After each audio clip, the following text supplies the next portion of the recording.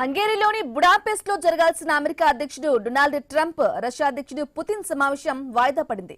ఇరు దేశాల అధ్యక్షుల సమావేశానికి ముందు అమెరికా రష్యా విదేశాంగ మంత్రులు మార్కో రూబియో, సెర్గీ లావ్రోవ్ల మధ్య సమావేశం జరగాల్సి ఉంది. అయితే ఇది నిరవధికంగా వాయిదా పడిందని వైట్ హౌస్ వర్గాలు తెలిపాయి. అధ్యక్షుల సమావేశానికి సంబంధించిన ఏర్పాట్లలో భాగంగా నిర్మాణాత్మక చర్చలు జరిపేందుకు గాను వీరు భేటీ కావాల్సి ఉందని రష్యా తెలిపింది. ఈ సమావేశం నిలిచిపోవడానికి గల కారణాలు స్పష్టంగా తెలియలేదు.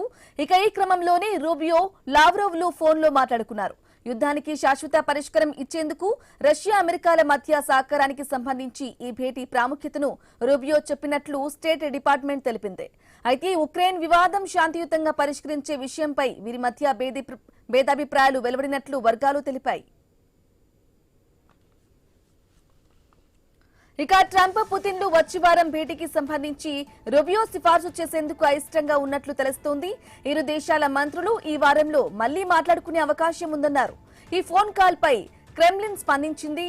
ట్రంప్, పుతిన్ల భేటీకి సంబంధించి ఇరు దేశాల మంత్రుల మధ్య నిర్మాణాత్మకమైన చర్చలు జరిగాయని పేర్కొంది. ఇక ఉక్రెయిన్ లో శాంతి నెలకొల్పే అంశంపై ట్రంప్ తీవ్ర ప్రయత్నాలు చేస్తున్నప్పటికీ అవి ఫలించడం లేదు. ఇప్పటికీ ఇరు దేశ అధినేతలతో ట్రంప్ మాట్లాడినప్పటికీ ఏ ప్రయోజనం లేకుండా పోయింది. ఇక ఈ క్రమంలోనే ఇటీవల పుతిన్ తో ట్రంప్ ఫోన్ కాల్లో మాట్లాడారు. ఆ సమయంలోనే హంగేరీలో మరోసారి భేటీ అవ్వాలని ఇరువురు నేతలు నిర్ణయించుకున్నారు. ఈ సంభాషణ జరిగిన మరుసటి రోజే ఉక్రెయిన్ అధ్యక్షుడు జెలెన్స్కీతో ట్రంప్ వైట్ హౌస్ లో సమావేశమయ్యారు.